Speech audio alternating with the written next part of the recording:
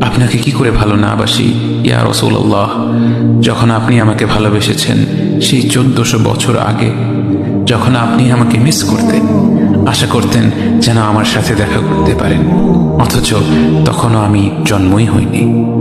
সেদিন সাহাবীরা আপনার চোখে পানি দেখে বলল, ইয়া রাসূলুল্লাহ, আপনি কাঁদছেন কেন?